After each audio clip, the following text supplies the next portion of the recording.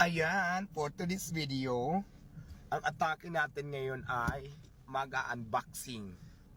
Dahil may nagbigay sa akin na friend ko, may nagbigay sa akin ng regalo, so hindi ko pa siya nakikita talaga. Ay ganun ko muna para kunwari hindi ko pa siya nakita. Kasi syempre nakaganyan siya, inabot sa akin. So unboxing natin kung ano ang laman nito. Ready na ba kayo makita? Nakakatuwa, no? Ang dami kasi nagbibigay sa akin ng mga gift na talaga namang na-appreciate ko talaga siya. Ay para may kumakatok. Ngayon, dito ako sa loob ng sasakyan ko para walang istorbo kasi pag sa labas ang daming picture.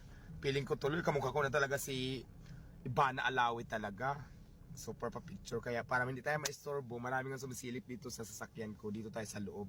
Actually, kabibigay-bigay lang yan nito. Andun siya ngayon kumakain sa doon sa may tindahan ko, kumakain siya ng overload, di ba? So ang saya kasi may gift ako na naman. Kanina may nagbigay ng gift, may nagbibigay ng skincare, may nagbibigay ng kung ano-ano. Ito naman, ayan, nakalagay Tokyo. Ibig sabihin, itong Tokyo na to galing sa Japan. Di ba Tokyo, Japan? So yun. Ngayon unboxing na natin. Ready na ba kayo? Kaya naman Diwata, buksan mo na. Ano kaya ang nilalaman? Hulaan nyo kung ano to. Ng paper bag na ito. Ready na? Kung ready na kayo, Diwata, buksan mo na. So buksan na natin, guys. May lock siya dito eh. Ganun muna natin. Pak. Ang una nating makikita ay wallet. Ay, mamaya na to. Ito muna. Una natin makikita ay pack. Ito. Wow. Alam nyo na. Pag ganitong box, alam nyo na to, diba? Pag hindi ito sing-sing, bracelet. Pag hindi bracelet, kwintas. Or else, kahon lang talaga. This is a prank.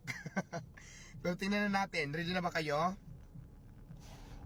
Uy, baliktad yata ulit. Baliktad. Uy. Hala. Ayo.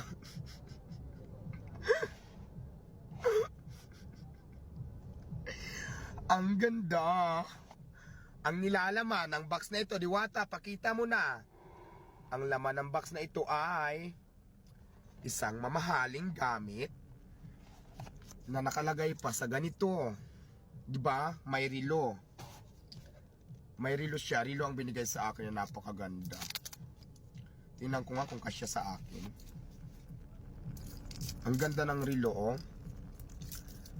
Ang ganda. Pak. Tapos yung loob niya, ayan, parang ano lang siya. Basta ang ganda, suot ko na. Pang girlas siya. Medyo, ay tama lang. Medyo malaki o medyo tama lang. Ayan na, oh. Pak. Diba? May relo ako na binigay sa akin. At saka ito, guys, maganda siya. Orig talaga siya. Lalagay ko dito. At saka hindi lang yan, mayroon pang kasama eh. Ito. Relo siya na napakaganda. Maraming salamat, friend. Tapos ang kasama niyan, mayroong dito, oh. Ayan, may itiim pa siya. Ayan siya, oh. Pak. Di ba ibig sabihin original? Wala siyang resibo pero mukhang mamahalin. Mamahalin to. Kaya naman maraming salamat. Gusto ko pa salamatan yung nagbigay sa akin ng regalo. Ang aking freenie. Na-appreciate ko po itong effort mo. Kay Jason Phillips. Hello Jason, shout out sa'yo. Maraming salamat at I like it very much. Nagustuhan ko talaga yung regalo mo na to. I love you, mwah mwah mwah. Diba? Thank you so much sa blessings. Siyempre, diba, pag binigyan tayo ng blessings talaga, maliit man o malaki, kaya kailangan natin pasalamatan. Diba? Kaya naman, Jason Phillips, my friend, thank you so much.